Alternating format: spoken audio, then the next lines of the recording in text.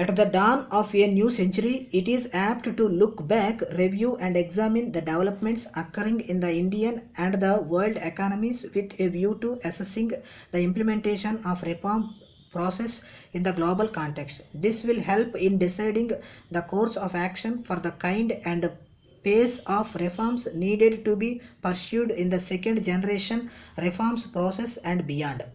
Most assessments of the Indian economy in the recent past convey optimism. There is a great degree of unanimity that we have achieved through the reform process an economy resilient to external shocks. This is evident from the fact that India survived fairly unscathed the severe impact of the Southeast Asian financial and economic turmoil that affected not only the Asian economies but also the economics of the major industrialized countries of the world. While much has been done during the first generation reforms starting from July 1991, a lot needs to be achieved in the second generation reforms and beyond, particularly in the context of implementation of the inconclusive first generation reforms agenda.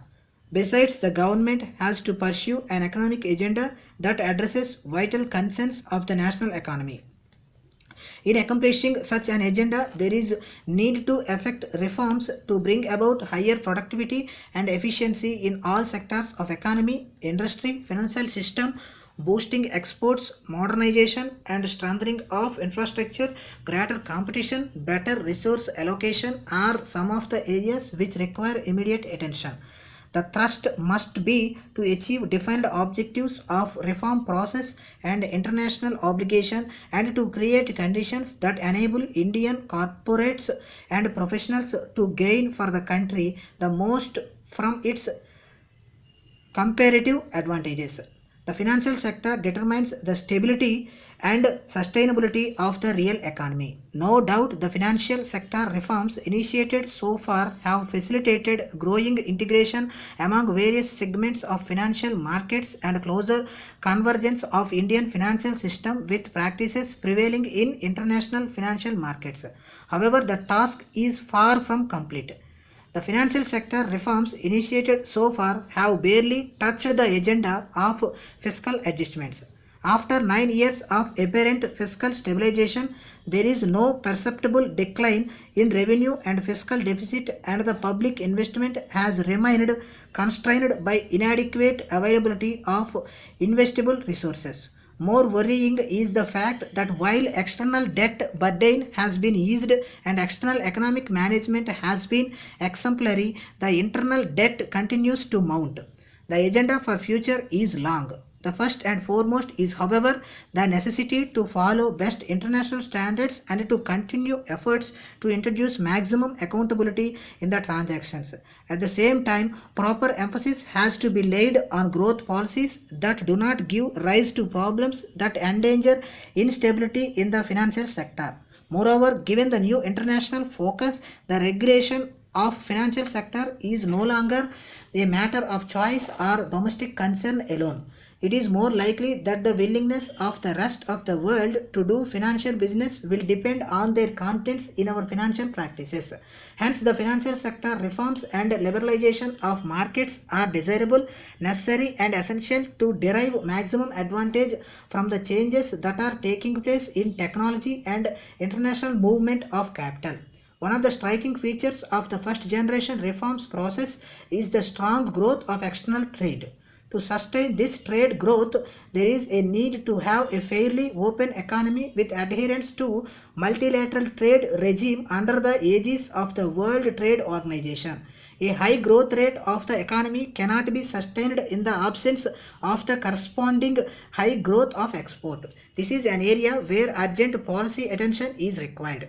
Unless India sustains a double-digit export growth over the next decade, it will not be possible to ensure stability and sustainability of the openness of the Indian economy. Another important area where there is a need to devise proper strategy is the international trade.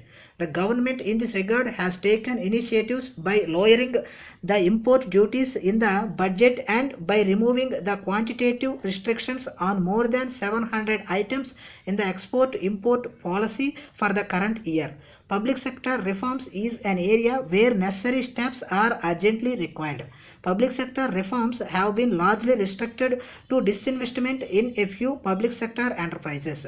In the last 7 years, the government has mopped up around rupees 18,000 crores by selling off its stake in some companies, while very little has been done to extend genuine autonomy to public sector enterprises and to allow them to manage their way out of sickness.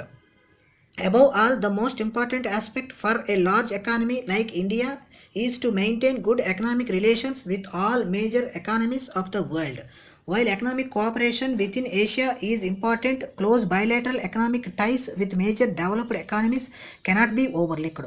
While India's bilateral economic concerns are best addressed within a multilateral framework, the regional economic cooperation should be seen as complementary to the effective participation in the global economy. With the initiation of market-oriented policies, major trade policy reforms have been initiated to include public sector reforms, liberalization of foreign investment, and export-import policies. However, in the wake of World Trade Organization, there emerge various new challenges. Recognition that good governance is essential for economic growth has sparked renewed interest in the process of legislative and judicial reforms. Today, these reforms form part of a large effort to make legal system more market friendly. Therefore, the legal and judicial modernization should be on the priority in pursuing the second generation reforms, as alignment for law with changing norms is important for a growing economy and to promote economic development. The world is changing at a very high speed. What was relevant yesterday is not relevant today, and what is relevant today may not be so the next moment.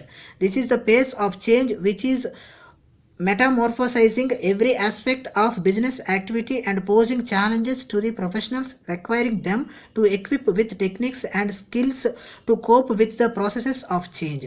Professionals need to keep themselves abreast with changing concepts and understand global development so as to provide the required services to corporate sector.